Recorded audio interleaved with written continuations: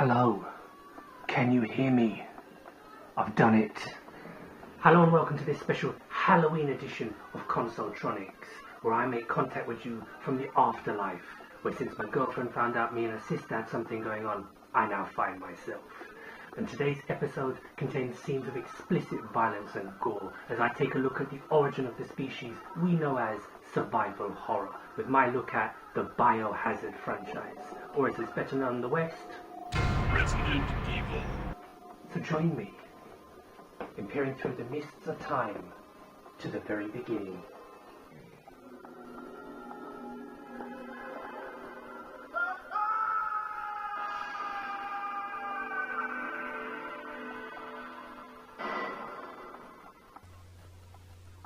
Yes, readers, today we celebrate the Festival of the Dead with the game that made zombies scary again, Resident Evil.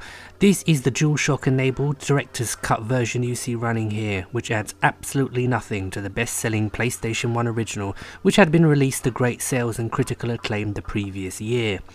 You know, it's funny to me now, but it's hard to explain to people who weren't there just how big and what an impact Resident Evil had on video gaming and pop culture in general. A whole new generation were introduced to the works of George A. Romero and Lucio Fulci, two men largely credited with the inspiration for the game that would spawn spin-offs, movies, novelizations, comics, and of course, sequels.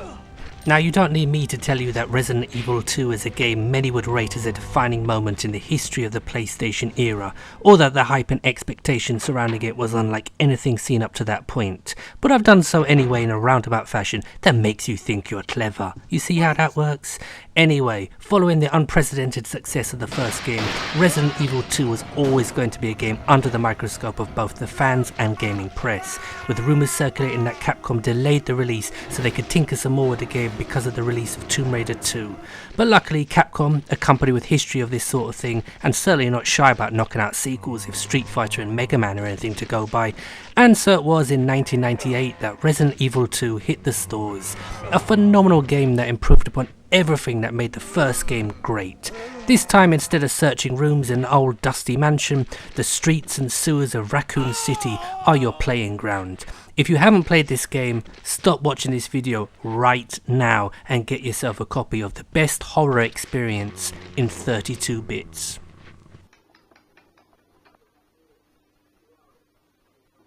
Why is it always the good-looking ones who have to suffer? You deserve better than this. Taking me. Or whether it is me. Still, being a spirit trapped between this world and next does have certain advantages. In fact, I think I hear my next door neighbour's teenage daughter running her bar. So, while I go off to recreate a scene from that classic Mega Drive game, The Haunting, why don't you check out another clip? Oh, I'll give you rubber duckzilla, you bitch.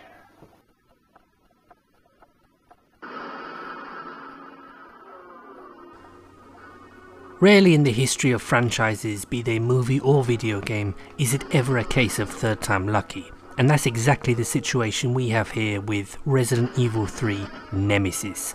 Taking place immediately before the events of Resi 2, we'll once more take control of Jill Valentine from the first game, who's now sporting a very welcome change of attire.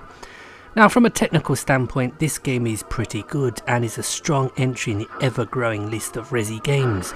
The trouble is, and was always going to be, the lack of innovation, now that pretenders to the survival horror crown had appeared, chiefly among them Silent Hill from Konami, which took a different direction to its horror aspects and introduced a more psychological aspect, making Resident Evil look a bit, well, silly, with its almost cartoon-like lumbering zombies. But by this time, the next generation was fast approaching, and many wondered and others worried what form Capcom's most successful franchise would take in the future.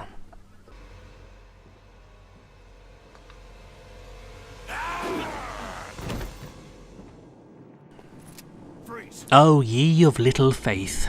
From the underwhelming Resident Evil 3, we step up a generation with Part 4. Originally intended as a GameCube exclusive, it didn't take Capcom long to realise that Nintendo were going to be the whipping boys of that console war, so got a PS2 version on shelves before you could say Arrivederci Mario. And while shockingly the GameCube version is the best, this PS2 release you see here is no slouch.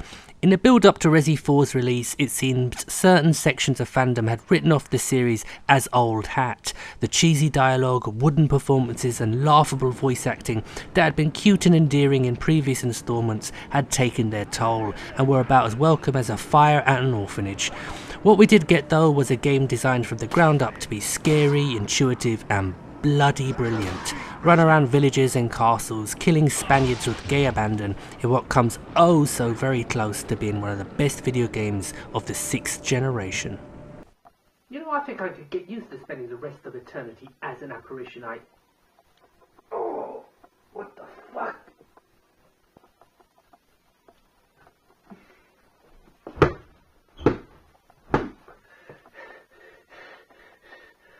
Well, while I go look for a shovel, why don't you check out Resident Evil Code Veronica?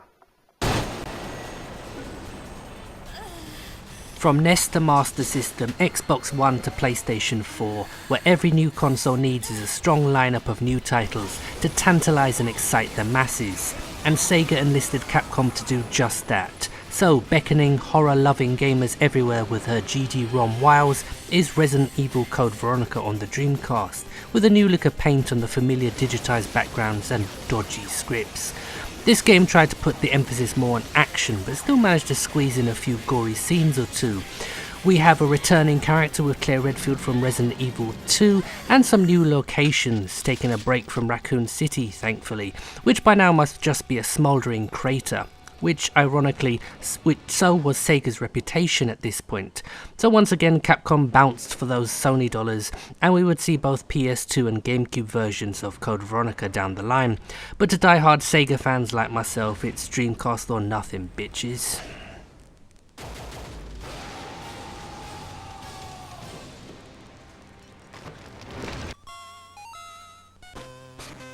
And now do I have a treat in store for you.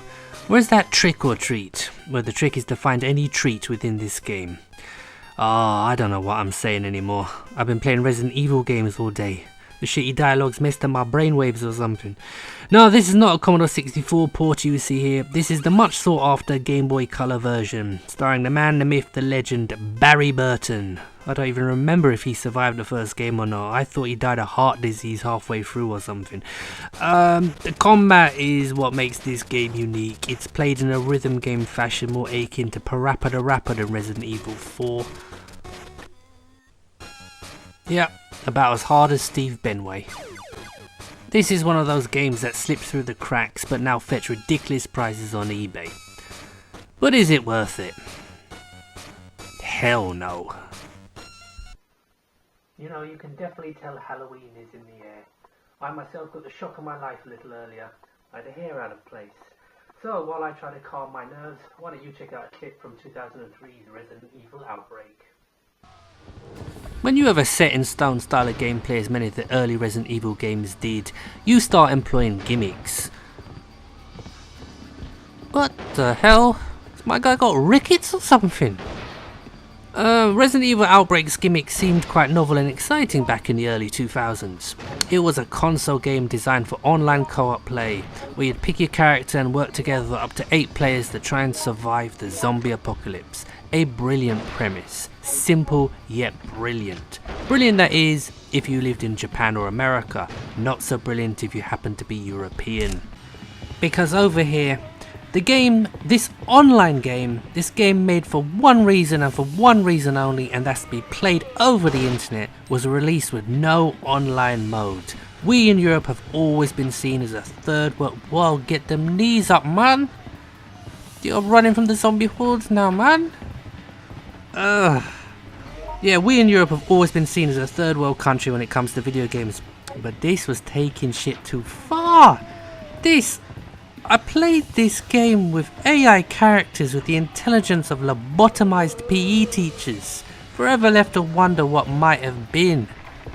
A wasted opportunity. Well, we've come to the end of the video. I do hope you've enjoyed it, and from the next episode things will be back to normal because, yes, incredibly, I have survived. According to this contract, which I have signed in my own blood, I am actually going to die at 99 years of age in bed with 2 16-year-olds. Thank you, Lucifer. So this has been my Biohazard / Resident Evil / Halloween special. I do hope you've enjoyed it. And if you haven't done so already, why not subscribe? My name is Gray, this is Consoletronics. Thanks for watching.